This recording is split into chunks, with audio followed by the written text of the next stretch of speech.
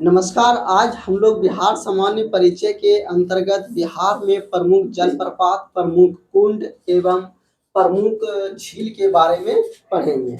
तो हम लोग देखते हैं कि प्रमुख जलप्रपात पहले किस जिले में है और कहाँ है। तो आते हैं पहले प्रमुख जलप्रपात। तो ककोलत जलप्रपात किस जिले में है? नवादा जिले में। दुर्गावती जलप्रपात रोहतास जिले में है। धुआं कुंड जलप्रपात किस जिले में है? तो रोहतास जिले में। किस जगह पर है? तो सासाराम में। मंझर कुंड जलप्रपात सासाराम में। किस जिले में? रोहतास जिले में। जियार कुंड जलप्रपात किस जिले में? भोजपुर जिले में। केलहर कुंड जलप्रपात किस जिले में? कैमूर जिले में है। कर्मनासा जलप्रपात किस जिले में है? बक्सर जिले में। सबसे ऊंचा जलप्रपात लिख दिया दुर्गावती जलप्रपात है। ये जो दुर्गावती जलप्रपात रोहतास जिले में है, ये सबसे ऊंचा जलप्रपात है। अब प्रमुख जलप्रपात है, उसमें से हम लोग कुछ याद रखने का उसका ट्रिक जानेंगे। तो ये यहाँ पर है कि इसमें स्टार लगाए पांचवा जिया कुंड जलप्रपात। तो आप लोग भोजपुरी गाना सुनते हैं, जिया और लाला, जिया और लाला बनी भोजपुरी है, तो भोजपुर का हो गया। भोजपुरी भाषा का है जिया लाला, तो ये भोजपुर है, आप लोग ऐसे याद रखेंगे। तो जियार कुंड जलप्रपात कहाँ का है? तो भोजपुर जिले का है। उसके बाद हम लोग देखते हैं कि तेलहर कुंड जलप्रपात, तो ये आप लोग याद रखेंगे। तेलहर कुंड यानी कि तेलहर कुंड किस जिले में है? तो कैमूर जिला। कैमूर जिला कहाँ है? तो रोहतास के बगल में। अब हम लोग आते हैं प्रमुख झील। तो प्रमुख झील के बारे में देखते हैं। कांवर झील किस जगह पर है? तो बेगूसराय में, बेगूसराय जिले में। कांवर झील किस जगह पर? बेगूसराय में। गोगा बिल या घोगा झील कहाँ पर है? तो कटिहार में है। कुकेश्वर झील, कुशेश्वर इसको पढ़ेंगे, कहेंगे कुकेश्वर भी लिखा रहता है। तो कुशेश्वर झील कहाँ है? तो दरभंगा जिले में है। घोड़ा कटोरा झील किस जगह पर है? राजगीर, यानी राजगीर कहाँ है? तो नालंदा जिले में है। अनुपम झील किस जगह है? तो कैमूर जिले में। सिमरी झील कहाँ पर है? तो सहरसा जिले में। जगतपुर झील यानी भागलपुर जिले में है। मोती झील, मोती झील कहाँ है? मोतिहारी, यानी मोतिहारी किस जगह पर है? तो पश्चिम यानी पूर्वी चंपारण में है। पिपरामन कहाँ पर है? मोतिहारी में। मोतिहारी कहाँ है? पूर्वी चंपारण में। उसके बाद हम लोग आ जाएंगे सरैया मन। सरैया मन कहाँ है? बेतिया में। बेतिया कहाँ है? पश्चिम चंपारण में। बेतिया कहाँ पर है? पश्चिम चंपारण में। उसके बाद हम लोग आ जाएंगे कि ये जो कांवर झील है, ये बहुत इंपॉर्टेंट है। कांवर झील और गोदावरी झील, इसमें कांवर झील और गोदावरी झील या घोघा झील कटिहार में, ये दोनों क्वेश्चन बार बार पूछे जाने वाला क्वेश्चन है। अब हम लोग देख लेंगे कि प्रमुख गर्म जल कुंड कहाँ पर है।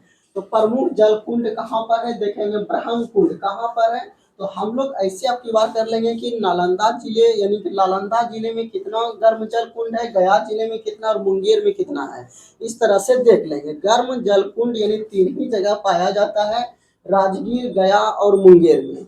और उसके बाद हम लोग पहले देख लेते हैं ब्रह्म कुंड कहाँ पर है। तो नालंदा में। नालंदा कहाँ? नालंदा के राजगीर में। ब्रह्म कुंड कहाँ है? राजगीर में। सूर्य कुंड कहाँ पर है? तो राजगीर में। उसके बाद नानक कुंड राजगीर में। सप्तधारा कुंड कहाँ पर है? तो राजगीर में। मखदूम कुंड कहाँ है? राजगीर में। गौमुख कुंड कहाँ है? राजगीर में। उसके बाद देख लेंगे गया, यानी कि गया जिले में कौन सा कुंड है? तो अग्नि कुंड। मात्र एक जल कुंड है अग्नि कुंड। कहाँ पर? गया में। अग्नि में आदमी जाने से क्या होगा? चला जाता है, यानी कि गया। उसके बाद इसे याद रखेंगे आप लोग, अग्नि में कोई आदमी गया तो गया ही। तो गया कुंड अग्नि में। उसकी अग्नि जल कुंड कहाँ पर है? तो गया में। उसके बाद हम लोग देखेंगे मुंगेर में।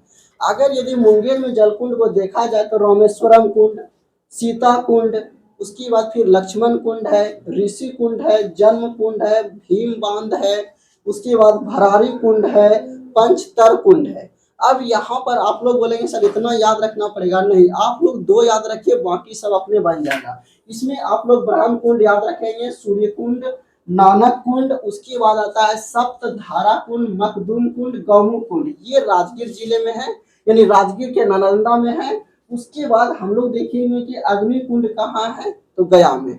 बाकी जो भी कुंड अगर यदि आपसे पूछा जाए तो आप मुंगेर आंसर लगाइए, आपका आंसर 90% सही हो जाएगा। हम लोग क्या करेंगे, ब्रह्म कुंड याद रखेंगे, राजगीर में है। सूर्य कुंड कहाँ है? तो राजगीर में। नानक कुंड कहाँ है? राजगीर में। सप्तधारा कुंड कहाँ है? तो राजगीर में। मखदूम और गौमुख, ये सभी 6 आप लोग याद रखिए, राजगीर में। अग्निकुंड किस जिले में? गया जिले में। आप लोग ये 6 और 1 ये 7 याद रखेंगे। बाकी अगर भी आपसे कुछ भी क्वेश्चन पूछा जाए तो नहीं जानते हैं तो मुंगेर लगा के आइए, ठीक है। तो ये इसका ट्रिक हो गया। उसके बाद हम लोग लिखे हैं ब्रह्मकुंड। सबसे ज्यादा गर्म जल कुंड किसका है? सबसे ज्यादा गर्म जो यानी जल कुंड है, सबसे ज्यादा गर्म इसी का जल रहता है, यानी ब्रह्मकुंड का जल जो है सबसे ज्यादा गर्म रहता है, इसीलिए लिख दिया सबसे गर्म। कौन सा है? ब्रह्म जल कुंड। उसके बाद हम लोग यहाँ पर देखेंगे जलप्रपात में। तो जलप्रपात का क्या ट्रिक है? जलप्रपात का लगभग कोई भी जलप्रपात हो वह रोहतास जिले में ही आते हैं। तो आप लोग अगर यदि कहीं क्वेश्चन कंफ्यूजन हो तो आप लोग रोहतास जिला लगा के आइए, आपका लगभग आंसर सही हो जाएगा। अब उसके बाद हम लोग कुछ ट्रिक इसमें दिए हैं। तो जिया और लाला जो बोलते हैं आप लोग किस भाषा में बोलते हैं? भोजपुर भाषा में। तो भोजपुर आंसर लगाएंगे। अब इसका ट्रिक क्या है? तेलहर का देखिए, आप लोग ये याद रखेंगे तेलहर और अनुपम, ये दोनों का ट्रिक हम ऐसे याद रखे हैं। अनुपम को कमर में तेल लगाओ, यानी अनुपम से हो गया अनुपम झील, और उसके बाद कमर से हो गया कैमूर, और उसके बाद तेलहर कुंड। ये आप लोग याद रखेंगे, अनुपम को कमर में तेल लगाओ, यानी कि अनुपम झील, और ये हो गया आपका तेलहर कुंड। ये कहाँ है? कैमूर जिला। अब उसके बाद हम लोग याद रख लेंगे सबसे गर्म जल कुंड कौन सा? ब्रह्म जल कुंड। अब इसका भी थोड़ा थोड़ा आप लोग को ट्रिक बताते हैं, एक कहानी के अनुसार से सुन लीजिए। ये क्या है? राजा मतलब राजगीर। राजगीर में कोई राजा डेट किया, यानी मर गया। उसके बाद नानक ने क्या किया? गौमुख दान किया। किसको? ब्रह्मा जी को। किस लिए? सूर्य भगवान तक पहुंचाने के लिए। तो सूर्य कुंड हो गया। जैसे ही गाय दान किया तो गाय ने दूध की धारा बहाई। धारा से क्या? दूध से क्या निकला? मक्खन निकला। मक्खन खा के सभी लोग राजा फिर हो गए। इस तरह से आपको याद रखना है। यानी कि दूध दही ये सब गाय से संबंधित जितना भी देखिए, ये भी आप देखना। पहले देखिए गौमुख, गौ से क्या निकला? दूध की धारा निकला। दूध की धारा से क्या निकला? मक्खन निकला, ठीक है। और राजा जो डेट किया उसको नानक ने किसको? ब्रह्मा जी को गाय दान में दिया ताकि सूर्य भगवान तक पहुंच सके। ऐसी भी कहानी बना के आप लोग याद रख सकते हैं। तो उम्मीद है कि आप लोग को ये छोटी सी वीडियो अच्छी लगी होगी। आप लोगों को अगर अच्छा लगा तो लाइक और शेयर जरूर करें। अगर कोई भी तरह का इसमें आपको लगता है कि इसमें कोई कमी है तो आप लोग जरूर बताएं। धन्यवाद।